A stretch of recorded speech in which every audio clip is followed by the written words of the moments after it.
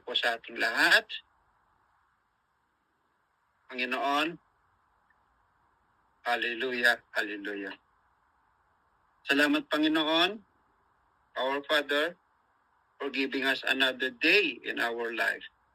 Salamat sa hiram na buhay, sa lahat ng biyaya, sa pagpapatawad ng aming mga kasalanan, sa pagtutuwid sa amin. Open our hearts, open our mind to know more of you, Panginoon. We ask for the Holy Spirit to guide us, to reveal us a new and fresh revelation as we pray for the Kabayan Party List in the filing of COC or Certificate of Candidacy. Yes, O Lord God, sa nalalapit na national election dito sa aming mahal na bayang Pilipinas, Panginoon, bigyan mo po kami ng sapat na kaalaman at karunungan to better understand the issues and concern about our community, our city, our region, at sa buong bansang Pilipinas.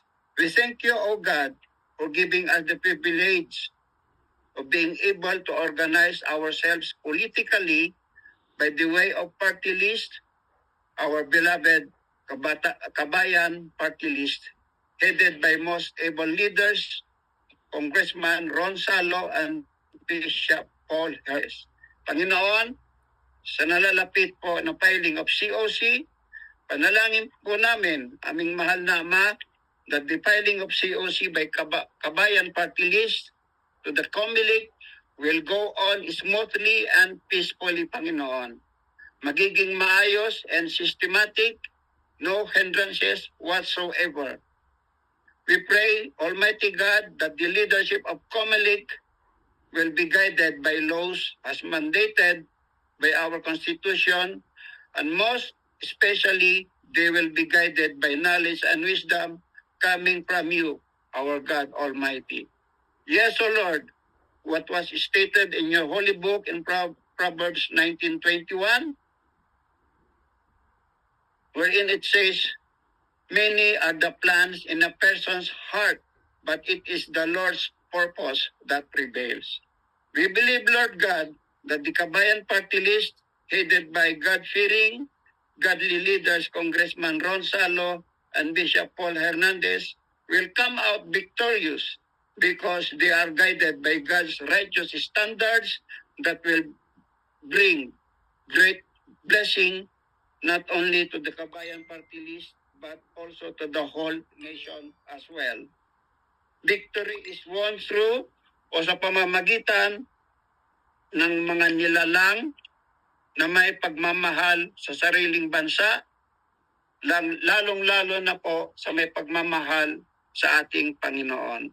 We also pray, O God, that you give enough courage, knowledge, strength, and wisdom sa pamunuan ng Kabayan Party List upang kanilang magampanan ang kanilang mandato para sa mamamayang Pilipino at sa bansang Pilipinas.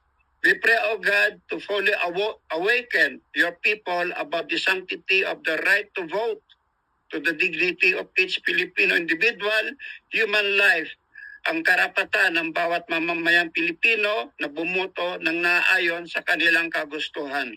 Yes, O God, move and inspire by your presence the leadership of Kabayan Party List. Always protect them wherever they go. Cover them with your most precious blood, and your divine traveling mercy be upon their lives wherever they go, especially during the campaign period. No works and plans of the enemy will prosper in their lives because we know, Lord, that Kabayan Party List leadership are protected by you, our Almighty God. We thank you, O God, for the lives of Congressman Ron Salo and Bishop Paul Hernandez for using their lives as vessel of your blessings to common tao, but also to pastors, bishops, and ministers as well.